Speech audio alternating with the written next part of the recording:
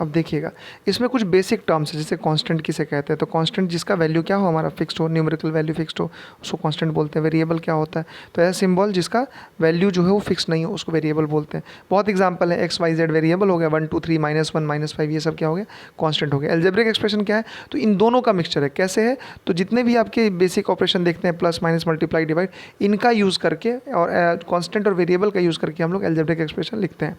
अब टर्म्स के आधार पे हम लोग डाल सकते हैं अलजेब्रिक एक्सप्रेशन कैसे लिखा जाता है। तो जिसमें वन टर्म है वो मोनोमियल टर्म कैसे काउंट करते हैं वो मैं आपको दिखाता हूँ। जैसे ये देखिए आप, X plus Y plus Z -5, तो जितने भी प्लस और माइनस से सेपरेटेड नंबर हैं, कौन कौन से, एक्स हो गया, वाई हो गया, जेड -5, टोटल टर्म कितना हो गया हमारा, टोटल कितना हो गया, 4 हो गया, है ना।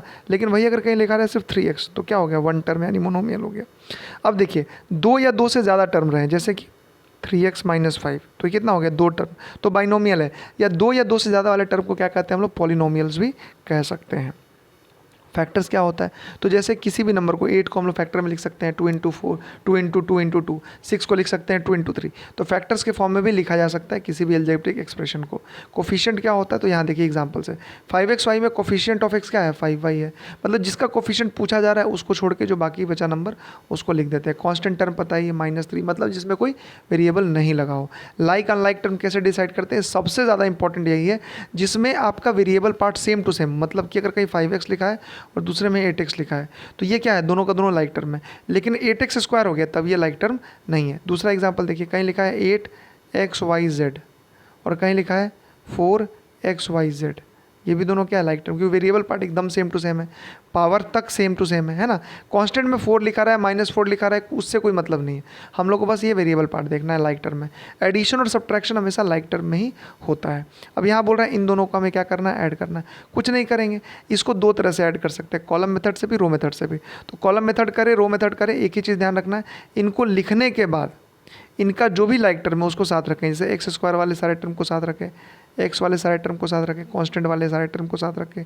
उसके बाद क्या करना है, 5 - 8 + 7, तो 5 + 7 12, 12 - 8 कितना हो गया, 4। आंसर देख सकते हैं कितना है अपना, 4x²। उसके बाद इधर उसी तरह से -7x + 2x - x, तो -7 - x यानी कि -1, तो -7 - 1 कितना हो गया, -8, -8 + 2 -6, है ना, तो -6x। उसी तरह से कांस्टेंट पार्ट को भी हम जोड़ सकते हैं। यहाँ पे देख सकते हैं कई बार यहाँ फ्रैक्शनल वैल्यू आता है, तो फ्रैक्शंस को कैसे ऐड सब्ट्रैक्ट किया जाता है ये तो आपको पता ही है, सिंपली उस तरह से ऐड करके सॉल्व करेंगे। एडिशन सब्ट्रैक्शन दोनों सेम है, रीज़न इसलिए सेम है क्योंकि कई बार एडिशन वाले में सब्ट्रैक्शन वाला साइन दिया रहेगा माइनस का, और सब्ट्रैक्शन वाले में एडिशन का साइन दिया रहेगा। तो ऐसा कुछ नहीं कि एडिशन सब्ट्रैक्शन के लिए कोई अलग अलग चीज़ पढ़ना है, सेम ही पढ़ना है। ये पूरा टॉपिक एडिशन सब्ट्रैक्शन पे ही है। अब ये देख सकते हैं, है ना, यहाँ पे सब्ट्रैक्ट द सम ऑफ यहाँ पे दिया हुआ है 8a - 6a² + 9 and -10a - 8 + 8a² from -3। Simple सी बात है, इसको सॉल्व करेंगे, फिर ये जो -3 से हम लोग क्या करेंगे, इन दोनों का सम माइनस कर देंगे। उसी तरह सब्ट्रैक्ट ये 2 का 5 में क्या है, x² - y² from this value. From के बाद वाले टर्म से क्या करते हैं हम लोग, x² - y² को कैंसिल माइनस कर लेते हैं, है ना। माइनस जब करेंगे तो साइन क्या होगा, चेंज हो जाता है। आगे देखते हैं हम लोग यहाँ पे, ये जो वैल्यू दी हुई है सिंप्लीफिकेशन की, 1/3y² - 4/7y + 5, तो सिंप्लीफाई मतलब क्या, जो भी वैल्यू दिया है ब्रैकेट को रिमूव करते चलना है। अब यहाँ पे क्या है, माइनस का साइन है, माइनस का साइन क्या कर देगा, इस +2/7 को, मतलब पॉजिटिव 2/7y को माइनस बना देगा, इस माइनस वाले नंबर को पॉजिटिव बना देगा, +2 को माइनस बना देगा। तो इसी तरह से ब्रैकेट रिमूव करेंगे, सॉल्व करेंगे। मल्टीप्लिकेशन तो बहुत ज़्यादा आसान है, हम लोग को पता है मल्टीप्लिकेशन में क्या करते हैं, यहाँ देख सकते हैं -8abc 3a² और -1/6, यानी क्या करेंगे, जो भी हमारा कांस्टेंट पार्ट है सबको सेपरेटली मल्टीप्लाई करेंगे। आपको पता होगा -8 × 3, -8 × 3, 1 मिनट, -8 × 3 × -1/6, तो कितना हो गया, ये 2 टाइम्स में, ये कितना गया, -4 टाइम्स, तो -4 और -1 कितना हो गया, +4। और बाकी a² b तो कुछ नहीं करना है, कांस्टेंट जो हमारा एक्सपोनेंट पढ़े हैं उसी का रूल यूज़ करते चलना है, पावर ऐड होते जाएगा। यानी कि यहाँ पे क्या होगा, a का वैल्यू, a एक यहाँ पे दिया हुआ है और दूसरा कहाँ है, यहाँ पे, तो क्या होगा, a × a² a³, b² × b b³ और c का तो c ही रहेगा। तो इसी तरह से इस सबको मल्टीप्लिकेशन को भी सॉल्व किया जा सकता है। आगे देखते हैं हम लोग, यहाँ पे multiply -4/3xy³ by 6/7x² verify the result. तो इसमें क्या करते हैं, पहले इसको हम लोग सॉल्व कर लेते हैं, पहले इसको हम लोग क्या कर लेते हैं, सॉल्व कर लेते हैं। और सॉल्व करने के बाद क्या करेंगे, जो भी रिजल्ट आएगा, एक बार LHS में और एक बार RHS में जो भी वैल्यू दिया हुआ है x = 2 y = 1 वो डाल के देख लेते हैं। दोनों ही केस में, LHS में भी और RHS में, दोनों केस में क्या होना चाहिए हमारा, ये सेम टू सेम वैल्यू होना चाहिए। इसके बाद देखते हैं हम लोग, ये तो वेरीफाई था। वैल्यू निकालने में भी वैसे करते हैं, जो भी हमारा रिजल्ट आया है उसमें x और y का जो वैल्यू दिया सॉल्व कर लेंगे। जैसे यही दिया हुआ है हमारे पास, देख सकते हैं 16 नंबर, यहाँ भी मल्टीप्लाई करना है, कांस्टेंट को कांस्टेंट के साथ, वेरिएबल को वेरिएबल के साथ। 18 number multiply this and this value, verify the result. कुछ नहीं करेंगे, मल्टीप्लाई करेंगे, जो आंसर आएगा। अब LHS में भी एक बार डाल देंगे A और B का वैल्यू है, जो रिजल्ट हमारा फाइनल RHS उसमें भी डाल देंगे और देखेंगे दोनों सेम है कि नहीं। सेम है, यानी कि हमारा जो कैलकुलेशन है वो सही है। दूसरा टाइप ऑफ क्वेश्चन दिया हुआ है यहाँ पे, फाइंड द वैल्यू ऑफ इतना, मल्टीप्लाई करना और u और v का वैल्यू डाल के सॉल्व करना है। तो मल्टीप्लाई करना तो हमने सिखाया ही आपको, -8 × -20 कितना हो जाएगा, +160। u² और u कितना हो जाएगा, u³ v6 और v⁶ और v कितना हो जाएगा, v7। तो बस वैल्यूज़ डाल के देख लेना है दोनों सेम आ रहा है नहीं आ रहा है।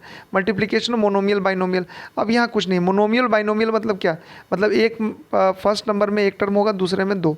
अब यहाँ देखिए, जैसे -4x² y है, तो इसको एक बार इससे मल्टीप्लाई करेंगे, फिर एक बार इससे मल्टीप्लाई करेंगे, और बीच के साइन को कॉमन लेके चलना है हम लोग को, मतलब बीच में रखना है और सॉल्व करना है। एग्जांपल मैं दिखा दूँ आपको, जैसे यहाँ दिया हुआ है ये, तो 3xy एक बार 5xy से हुआ, फिर 2y 5xy से हुआ, और बीच में क्या साइन था यहाँ पे देख सकते हैं, प्लस का। तो यहाँ भी क्या रहा अपना, प्लस का ही साइन रहा।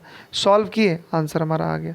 तो इसी तरह चाहे वो मल्टीप्लिकेशन बाइनोमियल हो, ट्राइनोमियल हो, पॉलिनोमियल, कुछ भी हो, उसको ऐसे ही सॉल्व करते हैं। ये सिंप्लीफाई करना है, क्या करेंगे, मल्टीप्लाई करते चलेंगे। बस अलजेब्रिक एक्सप्रेशन में पॉजिटिव नेगेटिव साइंस का ज़्यादा ध्यान रखना है, हमारा सारा आंसर बन जाएगा। 2 बाइनोमियल्स को भी मल्टीप्लाई करना है तो इसी तरह से करते हैं। क्या होगा, जैसे मैं आपको दिखाता हूँ, ये अगर दिया हुआ है 5x² - 6x + 9 2x - 3।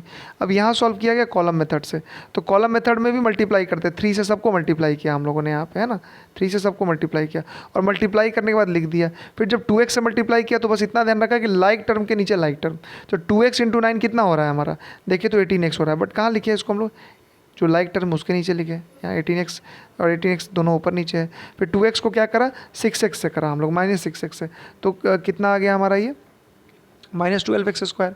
और यहाँ पे 3 से करा तो कितना हो गया, -15x²। मतलब क्या हो गया हमारा, दोनों ऊपर नीचे साथ साथ में ही लिखना होता है। और इसको हम लोग कॉलम मेथड से भी कर सकते हैं, रो मेथड से भी कर सकते हैं। 5x को एक बार 2x से करेंगे, फिर -3 से। सिमिलरली फिर क्या करेंगे, -6x को 2x से करेंगे, फिर -3 से करेंगे। सिमिलरली फिर 9 को करेंगे 2x से और -3 से। जो सॉल्व करके आएगा रिजल्ट, बस प्लस एंड माइनस का ध्यान रखेंगे, we will get the answer. तो यही था अलजेब्रिक एक्सप्रेशन में, शॉर्ट में मैंने आपको समझाने का कोशिश किया, सो दैट कि आपका जितना भी रिवीजन है वो ठीक तरीके से हो सके। Thank you.